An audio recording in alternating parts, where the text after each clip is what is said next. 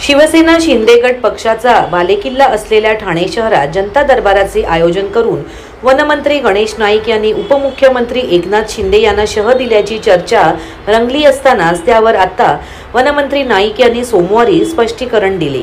जनता दरबार एकनाथ शिंदे यांना शह देण्यासाठी नव्हे तर जनतेला दिलेला शब्द पाळण्यासाठी महायुती म्हणून तिन्ही पक्ष प्रयत्न करीत असून त्यासाठीच हा जनता दरबार आयोजित केल्याचे नाईक यांनी स्पष्ट केले। ठाणे येथील खारकरआळे भागातील रघुवंशी हॉलमध्ये सोमवारी वनमंत्री गणेश नाईक यांनी जनता दरबार घेतला। यापूर्वी त्यांनी पत्रकारांशी बोलताना जनता दरबार घेण्यामागचे कारण स्पष्ट केले। 1995 साली मी मंत्री झालो तेव्हापासून जनता दरबार घेतो। ठाणे शहर, मीरा भाईंदर, नवी मुंबई आणि जिल्ह्यातील प्रत्येक तालुक्यात जनता दरबार घेत आहे। त्यामुळे जनता दरबार एकनाथ शिंदे यांना शह देण्यासाठी नाही, महायुती म्हणून आम्ही तिन्ही पक्ष एकत्रितपणे काम करतोय। त्यामुळे जनतेला दिलेला शब्द पाळण्यासाठी हा जनता दरबार आयोजित केल्याचे नाईक यांनी स्पष्ट केले।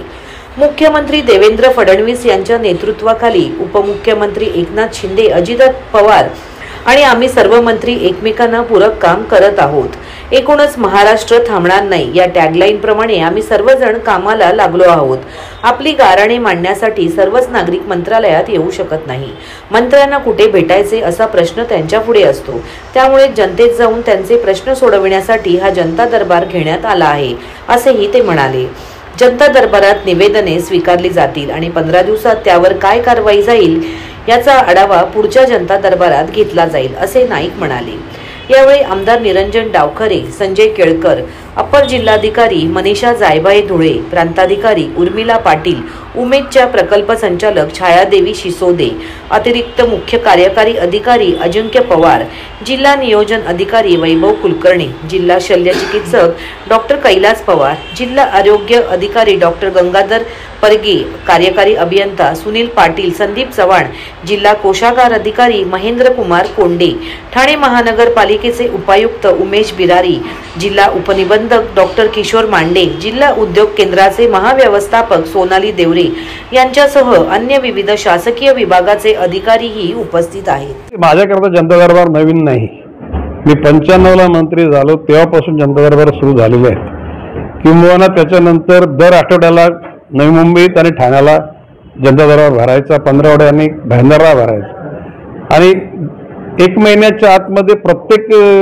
तालुक्याच्या ठिकाणी जाऊन जनता दरबार घेतलेला आहे। त्याला अखंड ठाणे जिल्हा होता, पालघर आता नंतर विभक्त झाला।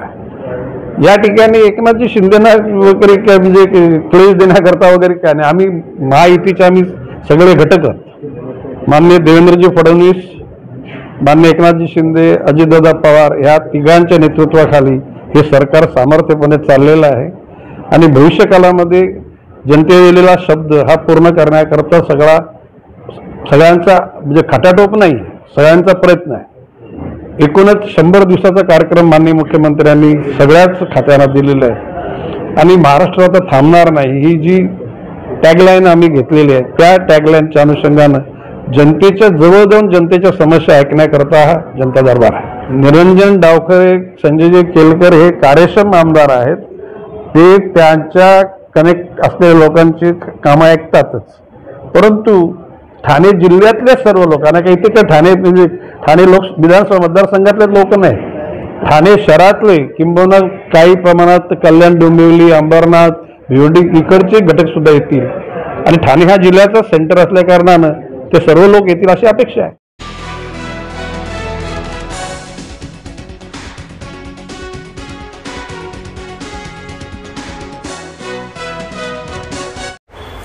राज्यव्यापी साप्ताहिक वृत्तपत्र पत्रकार महासंघ आणि धडक कामगार युनियन आयोजित ठाण्यात 1 दिवसीय क्रिकेट सामन्याचे आयोजन करण्यात आले होते। यावेळी पत्रकार संघ, महापालिका कर्मचारी संघ, पोलीस संघ आणि डॉक्टर संघांनी सहभाग घेतला। रविवार 23 फेब्रुवारी रोजी सचिन तेंडुलकर क्रीडा संकुलनात या क्रिकेट सामन्यांचे आयोजन करण्यात आले होते। यावेळी मान्यवरांची उपस्थितीने क्रिकेट सामन्याला रंगत आली।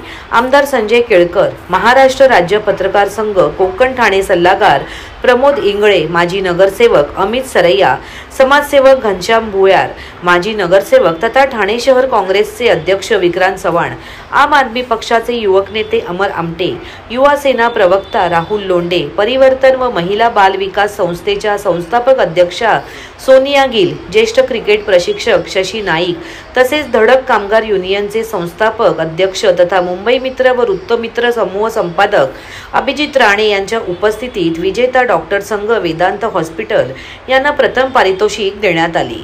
राज्यव्यापी साप्ताहिक वृत्तपत्रकार महासंघ आणि धडक कामगार युनियन यांच्या वतीने घेण्यात आलेल्या एकदिवसीय क्रिकेट सामन्यात 24 news Marathi Bana, VM travels, Bodh entertainment, KK tours, Shivneri ambulance, Titan Medicity hospital यांचे विशेष सहकार्य लाभले। तसेच प्रसिद्धी माध्यम म्हणून ठाणे वैभव, जनादेश अशा प्रसिद्ध माध्यमांचे विशेष आभार व्यक्त करण्यात आले।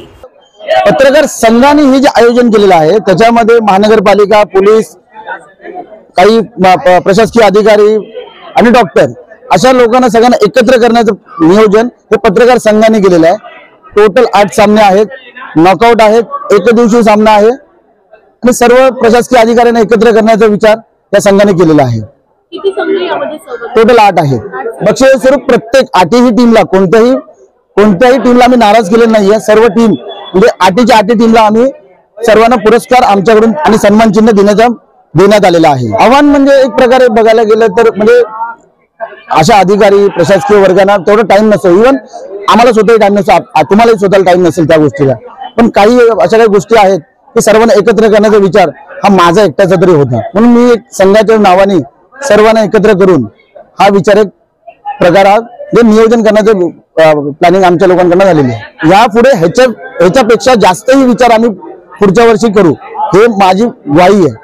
यावर्षी आपण राज्यव्यापी साप्ताहिक वृत्तपत्र व पत्रकार महासंघातर्फे ठाण्यात प्रथमच विविध क्षेत्रातल्या मान्यवरांचे म्हणजेच महापालिका असेल, पोलीस असतील, पत्रकार असतील, डॉक्टर्स असतील, समाजसेवक असतील यांना एकत्रित आणून हा कार्यक्रम एक क्रिकेट सामन्याचा ठेवावा म्हणून हा विचार केला आणि दिनेश शिंदे यांच्या आयोजनात हा कार्यक्रम आपण राबवतो। सध्या आपले 8 संघ आहेत, ज्याच्यामध्ये महापालिकेचा एक आहे, पोलीस प्रशासनाचा एक आहे, डॉक्टरांचे 2 आहेत, पत्रकारांचे 2 आहेत, सामाजिक एक आहे, असे 8 संघ मिळून हा क्रिकेट सामने राबवण्यात येतात। नक्कीच एकत्र करण्याचं कारणच आहे की या सगळ्यांना एकत्रित येण्यासाठी आणि कधीतरी आपण या सगळ्यांना एकत्र आणावं आणि यांच्यामध्ये अशा प्रकारचा कार्यक्रम व्हावा याच उद्देशाने हे क्रिकेट सामने भरवण्यात आले। यावर्षी हा सीझन 1 आहे आणि आपण त्याला डिक्लेअर सुद्धा केले, पुढच्या वर्षी हीच क्रिकेट सामने आपले सीझन 2 म्हणून सेंट्रल मैदानात खेळवण्यात येणार आहे। महाराष्ट्रातील भगिनींना आधार देणारी राज्य शासनाची मुख्यमंत्री माझी लाडकी बहीण योजना। या योजनेअंतर्गत अल्प उत्पन्न गटातील 21 ते 65 वयोगटाच्या भगिनींना मिळणार दरमहा 1500 रुपयाची मदत। अर्ज करण्यासाठी 31 ऑगस्ट 2024 पर्यंत मुदतवाढ। कुटुंबाचं वार्षिक उत्पन्न 2.5 लाख रुपयांपेक्षा कमी असलेल्या महिला पात्र। कुटुंबाकडे पिवळं किंवा केशरी रेशन कार्ड असल्यास उत्पन्नाचा दाखला आवश्यक नाही।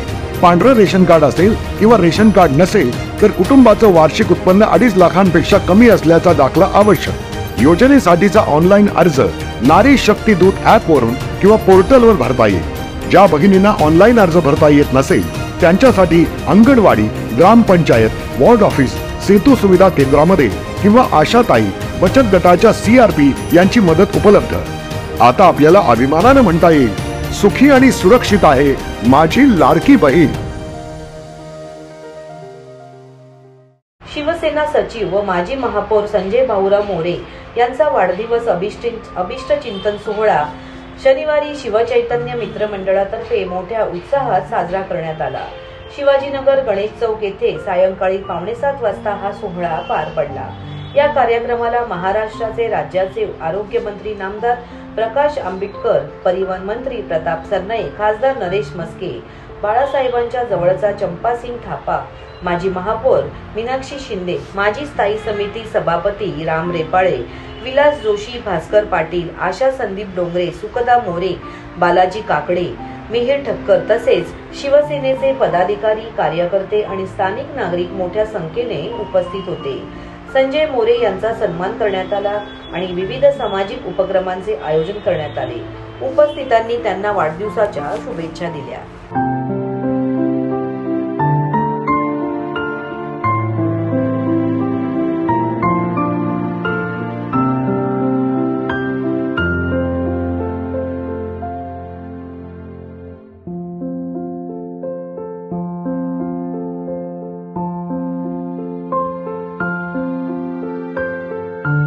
संत निरंकारी चॅरिटेबल फाउंडेशनच्या वतीने ठाण्याच्या सिद्धेश्वर तलाव परिसरात भव्य स्वच्छता अभियान राबविण्यात आले।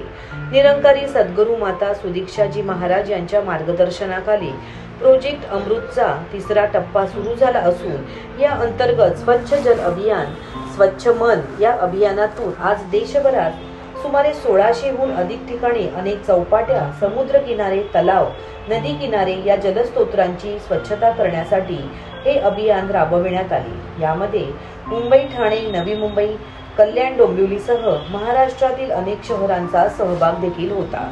राबविण्यात आलेल्या सिद्धेश्वर तलाव किनारी असणारी सर्व घाण 500हून अधिक महिला व पुरुष निरंकारी अनुयायांनी स्वच्छ केली। या ठिकाणी कचऱ्याचे ढीग मोठ्या प्रमाणात होते, तर तलावाच्या किनारी बाटल्यांचा खच, पालापाचोळा मोठ्या प्रमाणात साचलेला होता। हा संपूर्ण कचरा काढण्यात आला असून परिसर चकाचक करण्यात आला। विशेष म्हणजे ठाणे महानगरपालिकेचे अधिकारी व कर्मचारी वर्ग देखील या स्वच्छता अभियानात सहभागी झाले होते। या स्वच्छता अभियानाला आमदार संजय केळकर, आमदार ॲडव्होकेट निरंजन डावखरे, पालिका उपायुक्त मनीष जोशी, सेवादल क्षेत्रीय संचालक अमोल सुर्वे यांनी भेट देऊन संत निरंकारी मिशनच्या कार्याचे कौतुक केले। विशेष म्हणजे त्यांनी देखील स्वतः झाडू, खराटे हातात घेऊन परिसर स्वच्छ करण्यासाठी आपले योगदान दिले। या अभियानाचे यापूर्वीचे दोन्ही टप्पे यशस्वी ठरले असून तिसरा टप्पा अधिक व्यापक, प्रभावशाली व दूरगामी परिणाम करणारा ठरत आहे। स्वच्छता अभियान यशस्वी करण्यासाठी ठाणे ब्रँच सेक्टर संयोजक डॉक्टर RS यादव, सेवादल संचालक गिरीश लवंदे व आदींनी विशेष मेहनत घेतली। ही अत्यंत कौतुकाची आणि अभिनंदनाची गोष्ट आहे की संत निरंकारी मिशन हे वेळोवेळी दर 2 महिने 3 महिन्याने अशा प्रकारचं अभियान छेडत असते आणि स्वच्छता ही अत्यंत आपली गरजेची गोष्ट आहे। म्हणून ही टॅगलाईनच आहे, स्वच्छ मन असलं पाहिजे आणि स्वच्छ जल असलं पाहिजे।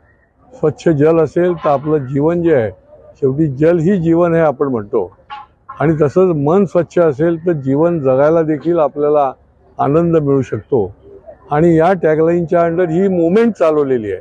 प्रधानमंत्री नरेंद्र मोदीजींनी 2014ला ही एक मूवमेंट सुरू केली, पुन्हा एकदा त्याला गती दिली की हे एक प्रकारचं आंदोलन आहे, ही एक प्रकारची मूवमेंट आहे, ही चळवळ आहे। 140 कोटी जनतेच्यापर्यंत ती पोचवायची आहे। मला खूप कौतुक वाटतं की हा उपक्रम जो आहे तो संत निरंकारी मिशनने केला आहे। हे कौतुकास्पद पण आहे आणि अनुकरणीय पण आहे याच्या प्रत्येक स्वयंसेवकाचं। कारण आज या ठिकाणी सिद्धेश्वर तलावला ठाण्यामध्ये जसं 4 ठिकाणी हे काम चालू आहे, इथे हजारो हे स्वयंसेवक आज रविवार असून देखील आपलं काम सगळं सोडून या ठिकाणी 3 तास आपली सेवा देत आहेत। ही केवढी मोठी ईश्वर सेवा आहे। ठाणे महापालिका पण याच्यामध्ये सम्मिलित आहे, उपायुक्त मनीष जोशी देखील याच्यामध्ये नेहमीच हिरिरीने भाग घेतात आणि या अशा प्रकारच्या अभियानाच्या माध्यमातून एक फार मोठी चळवळ निर्माण होते आणि त्याला देखील फार मोठी बळकटी दिली जाते। मी संत निरंकारी मिशनचं, चॅरिटेबल फाउंडेशनचं मी मनापासून अभिनंदन करतो की हा स्तुत्य आणि अनुकरणीय उपक्रम जो आहे तो एका दिवसापुरती नाही तर वेळोवेळी ही मंडळी करत असतात आणि त्याच्यामुळे त्यांना देखील अभिनंदन करतो, शुभेच्छा देतो। आम नागरिकांना देखील मी आवाहन करतो की ही प्रत्येकाची चळवळ आहे, ही एका संस्थेची किंवा एका स्थानिक स्वराज्य संस्थेची नाही, तर प्रत्येकाने याच्यामध्ये आपल्या परीने सहभागी झालं पाहिजे। कचरा टाकू नये, जिथे टाकायला दिलाय तिथे टाकावा आणि हे शहर जे आहे ते केवळ स्लोगनपुरती नाही तर प्रत्यक्षपणे स्वच्छ, सुंदर आणि निरोगी ठेवण्याकरता या ठाणेकरांनी देखील त्याला या सगळ्या चळवळीमध्ये सहभागी व्हावं।